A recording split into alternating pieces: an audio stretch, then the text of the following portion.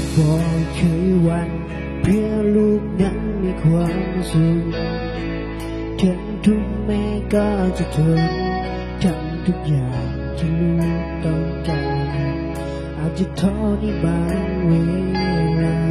แต่ยังมีลูกอยู่ข้างกายพร้อมจะเป็นกำลังใจพอหวั่นไหวทุกสิ่งอย่าง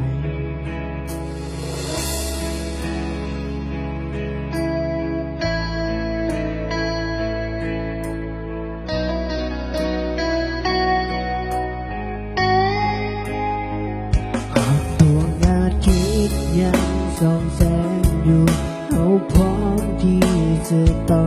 สู้ยังมีลมหายใจลูกจะอยู่เคียงข้างเสมอ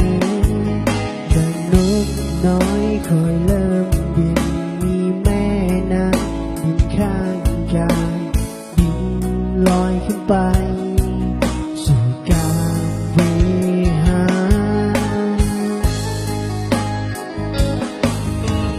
หวังสิ่งตอบแท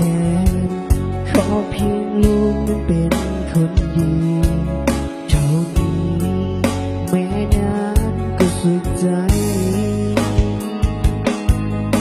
ไม่คำมาอธิบายพระคุณแม่นั้นยังไงไม่จักก็ว่าบุกทะเลก็คงไม่พอบ่อาจจะลืมพระคุณที่เลี้ยงลูกมาจนใหญ่โตสั่งสอนให้เป็นคนดีลูกขอกลับลงตักแม่และบอกคิดอาจกตัญญูรู้บุญคุณแม่น้ำเหนือกว่าสิ่งใด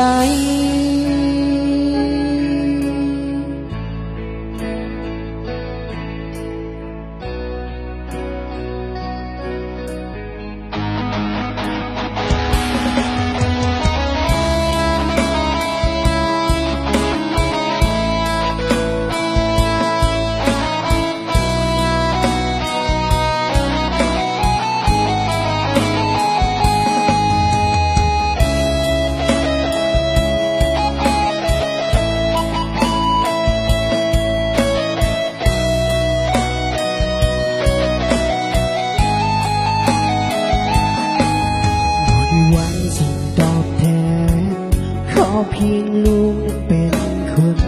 ดีเท่านี้แม่งานก็สุขใจ